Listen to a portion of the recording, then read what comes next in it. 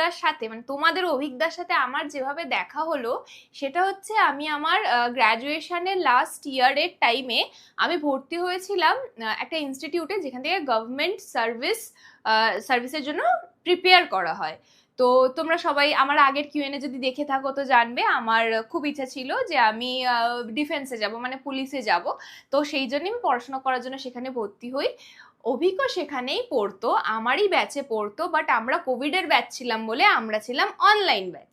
তো আমরা অনলাইনে পড়তাম সেখানে, দেন আমাদের লাস্ট 2 মাস বোধহয় ক্লাসও হয়েছিল, মানে নর্মাল ক্লাস হয়েছিল।